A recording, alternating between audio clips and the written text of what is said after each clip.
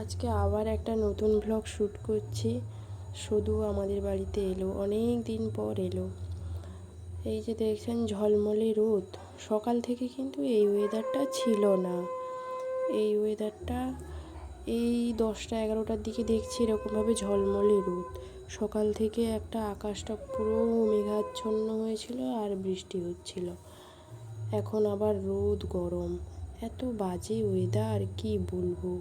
আর আমার বাড়িতে তো সবাই অসুস্থ, জ্বর, ভীষণ জ্বর। আর এখনকার যে জ্বর কি আর বলি বলুন তো।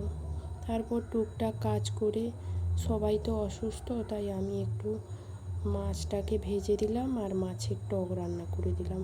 পুরোটা ভিডিও করতে পারিনি, যতটা পেরেছি আর কি। এই মাছটাকে একটু যে ভেজেছি সেইটার ভিডিও করেছি, টক রান্নার ভিডিওটা করতে পারিনি। মাছটাকে ভালো করে ভেজে নিয়েছি। মুখে তো কোনো স্বাদই নেই, একদম মুখটা কেমন হয়ে গেছে। লেবুর টক খেলে একটু যদি স্বাদ আসে। প্রথমে চাকাগুলোকে ভেজেছি, তারপরে এই যে এই মাছগুলোকে ভেজে নিলাম। শরীর একেবারে ভালো লাগছে না। একটু যে বাইরে বেরিয়ে ভিডিও করব, 2-4টা ফুল গাছ দেখাবো, বাইরে যে বেরিয়ে আপনাদেরকে একটু দেখাবো, সেরকমও উপায় নেই। ভেবেছিলাম বৃষ্টি হচ্ছে, ভালো করে ভিডিও দেবো, করবো, একটু ঠান্ডা পড়লে। ও মা, এমন সময় আমাকেই জ্বর ঘিরে গেল। কি বলি বলুন তো। এখন অবশ্য ঘরে ঘরে জ্বর হচ্ছে। তারপর যে মাছগুলো ভাজা হয়নি সেগুলোকে ফ্রিজে রেখে দিয়েছি। তারপর আজকে আমাদের ফ্রিজটাও একবার দেখানোর খুব ইচ্ছে হলো। কতদিন পর ফ্রিজটাকে খুললাম। এই যে চকলেটটা আমার একটা পিসিমণির ছেলে দিয়েছে, পিসিমণির ছেলে দাদা, তাকে রাখি পরিয়েছিলাম, তার গিফট হিসেবে এই চকলেটটা দিয়েছে।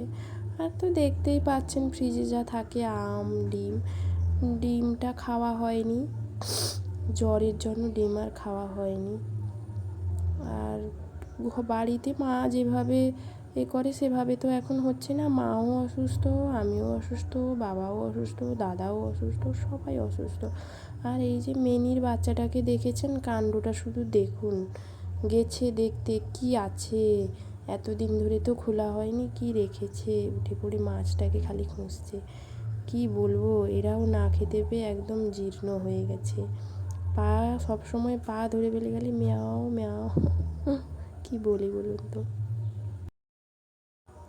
এর মনে প্রচুর কৌতূহল, কোথায় কি আছে, মাছটা কেন এখানে ঢুকিয়ে রাখছে, কেন আমাদেরকে দেয় না, এখানে রাখলে তো চুরি করে খেতে পারতাম।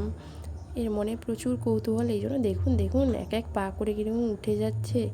মানে কি বলবো, আর বলার মতন না, মুখে আমার ভাষা নেই এর কাণ্ড দেখলে।